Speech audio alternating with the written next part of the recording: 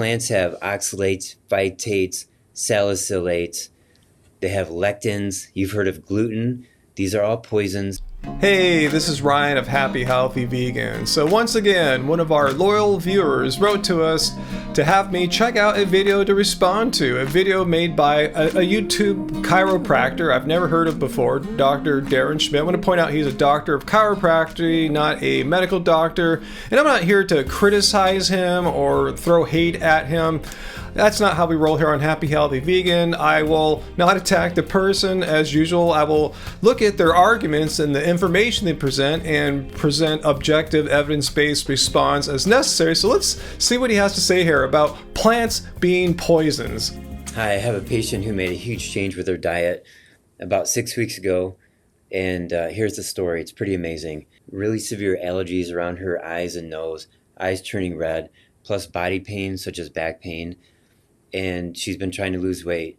So she's been keto, she's been fasting, and I've done all these supplements for her. Her husband, high blood pressure, 170 over 110. We're talking all these years. Yes, all these years of eating all sorts of foods, including plants, but not limited to just plants. And 6 weeks ago, they bought a course on the carnivore diet. Her allergies are gone. Her body pain is 70% better, and she's lost 16 pounds. His blood pressure is now 120 over 80. Well, their version is no plants in any form, in any way. No salads, no vegetables, no avocado oil, no olive oil, no coconut oil. They're using tallow, and they're eating meat, water, salt, and that's it. So you can already see the extreme shade being thrown at plants here for being responsible for all these symptoms, because his patients followed an elimination diet, eliminated every last food out of their diet except for one thing, meat. And I'm sure when they eliminated plants, they eliminated other things too, if they're having, say, processed foods and what have you, but it's the plants that were undoubtedly responsible for these symptoms, and now they have gone away because they're eating just one food meat. I just want to show you that's the critical thinking being employed here. Let's continue on. What are the foods that were bad for you that you stopped? And here's her answer. Carrots, asparagus, broccoli, cauliflower, cucumbers, Brussels sprouts. These are the foods that were causing her inflammation, allergies, inability to lose weight, and body pain. I find this really hard to believe that prior to her elimination diet, her carnivore diet, she was eating meat plus these handful of vegetables which she eliminated, and she can pinpoint them as the cause. Like I said, I'm sure there are many other foods that she eliminated besides carrots and Brussels sprouts. And another reason why I find this a bit hard to believe is that these foods that she's eliminating, as he said here, to improve her inflammation, are actually anti-inflammatory. For instance, the first food he mentioned was carrots, and if you just do a casual search about inflammation in carrots, yeah, you'll find that there is a connection, but not in the way that this chiropractor doctor is implying here. It's actually quite the opposite. The vitamin A and beta carotene in carrots are believed to actually help fight inflammation, not cause inflammation. And the same goes for these other foods that the doctor's picking on here, like broccoli and Brussels sprouts. Again, if you just do a basic search of foods that cause inflammation, you're not going to find any of these foods on there. But foods you will find are foods that are common in most people's diets. So if you're on an elimination diet and you get rid of Brussels sprouts, carrots, and broccoli, but you also get rid of seed oils and you also get rid of processed meats, maybe one of those two known inflammatory foods that you eliminated were responsible for your symptom reversal rather than stopping your eating of broccoli. So that pretty much ends the first of his two arguments as to why vegetables are poison. And again, as I said, there's no way to pinpoint plants as the one and only culprit of the symptom reversal. There could be other foods that his patient eliminated that are responsible other than these plants. Anyway, let's look at his second example here, which is a personal thing that he did. Let's just check it out. It involves Outback Steakhouse. This is a wild story. And then Monday morning, I woke up, skipped breakfast, skipped lunch. I had dinner at 6:30, and I had a 22-ounce porterhouse steak at Outback Steakhouse. No, I was with a friend, and he got meat, but he also had a side dish, which was Brussels sprouts drizzled with honey, with maple syrup. Uh-oh, not the Brussels sprouts, one of the foods on that naughty list that he gave earlier. He left most of those Brussels sprouts. And I said, can I have another? He goes, you can have as many as you want. You can have all of it. So I had 4 more Brussels sprouts. And I kept talking to him. We're having a conversation. And now I'm burping. And I told him, I'm burping because of those plants. Okay, as a longtime Brussels sprout eater here, I got to jump in and say, burping, at least for me, is not a normal reaction to having Brussels sprouts. I'm not sure what's going on with him. Maybe all this fasting and eating steak predominantly, he doesn't have a proper gut microbiome to process Brussels sprouts. Just speculating here, but that's not normal. That's something to do with him. And it's not even completely clear that the Brussels sprouts caused the burping. He's just asserting that. Like, how did he investigate that? It's the plants that are causing the symptom. It wasn't 22 ounces of meat. Meat is innocent. Indeed, the animal that was slaughtered needlessly so you could consume your 22-ounce steak was innocent. It had no right to be exploited its entire life and slaughtered so you could eat a piece of steak when you could have had perfectly healthy plant options. Yes, I like this. Let's make a bumper sticker. Meat is innocent. Plants have oxalates, phytates, salicylates.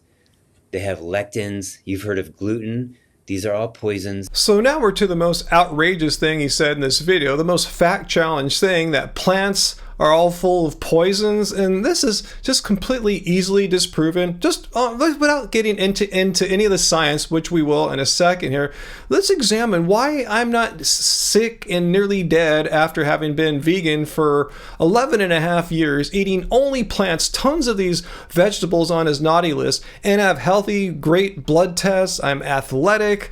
I'm about to turn 55, guys, in a few days. I think I'm doing pretty well for a dude my age. So if I've been eating exclusively poisons for 11 years, how long is it going to take for these horrible things to happen? Like what he's ever talking about, the inflammation and worse, since they're poisons. But anyway, let's look at some of the actual evidence that shows that plants aren't poisons. Like many anti-vegans do, he mentioned phytates and lectins, amongst other things. We'll get to oxalates and stuff in a second, but let's look at what the Harvard T-Chan School of Public Health says about these supposed anti-nutrients. So reading through this anti-nutrients page on the Harvard T-Chan School of Public Health website, we see here the information about phytates and lectins, which are found in legumes. And this is one reason why a lot of anti-vegans dislike legumes, because of these horrible anti-nutrients found in them that are going to wreck our health and cause all these horrible problems. And you'll see that these fears are just based on nonsense.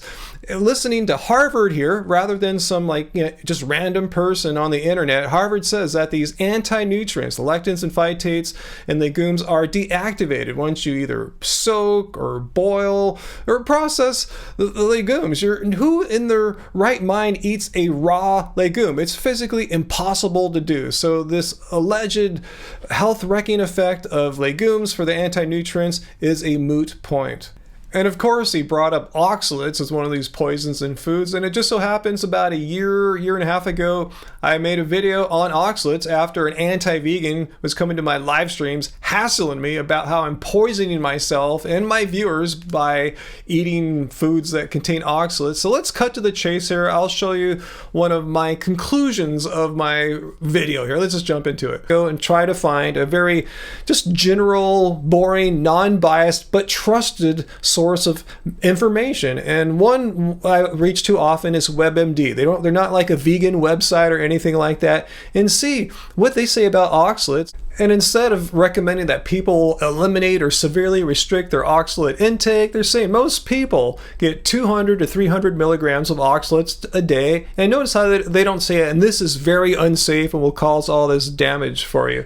And if you're prone to kidney stones or have kidney disease, which is not a normal, regular, healthy person like I am and most viewers probably are, your doctor may recommend that you follow a low oxalate diet. So once again, they're making no claim here that oxalates are poisonous or toxic and that we should severely restrict our intake of oxalates unless you have certain known conditions. Plants have these chemicals in order to punish you for eating their stems, leaves, roots, tubers. That's the plant. I mean, this is complete nonsense that plants are somehow punishing us for eating them. I'm just so punished here, 11 and a half years vegan, eating all these anti-nutrients that aren't doing jack crap bad to me.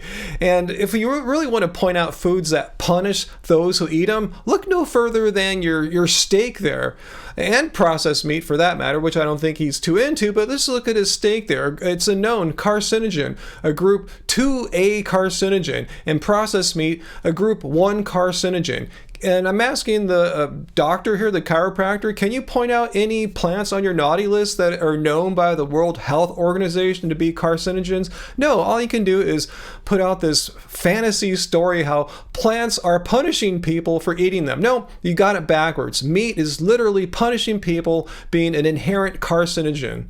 And to be absolutely clear for anyone new who's watching, the reason why I'm vegan is because it's completely unnecessary to exploit and slaughter animals so I could go on living, because it's been shown by health organizations around the world, their position papers on the subject, that completely meat-free and vegan diets are nutritionally adequate for all people in all stages of life. So it's a win-win-win. It's a win for the animals. You're not needlessly killing living sentient beings every day in order to continue existing. It's perfectly healthy as long as you don't do anything ridiculous, as long as it's a appropriately planned vegan diet, and it's actually a win for the environment. The United Nations has ranked vegan diets as the most climate-friendly diet as far as greenhouse gas emissions go. So anyway, guys, I hope I wasn't too mean on the chiropractor doctor here. I get a little emotional sometimes, very passionate about what I do, but I didn't mean to do any personal attacks, so please don't leave any hate or negative comments on his video or on any of his videos. Just let's be cool. Let's not give vegans a bad image here. And if you want to respond, Dr. Schmidt, I'd be more than happy to entertain you on one of my live streams. So get in touch with me and we can have a little discussion there about if plants are truly poison. And you have to present a case as to why me, a 55-year-old, I'm not like sick and nearly dead after eating pretty much a diet exclusively consisting of poisons for all these years. So anyway, guys, leave your questions and comments down below. Hit like, subscribe, and become a channel member too. Hit that button up there by the subscribe button that says join. And we're gonna do our first, it'll be after the fact, we're doing our first members only live stream tonight. We'll see how that goes. Anyway, guys, let's remember, it doesn't suck being vegan. My smile may be pretty, but it's all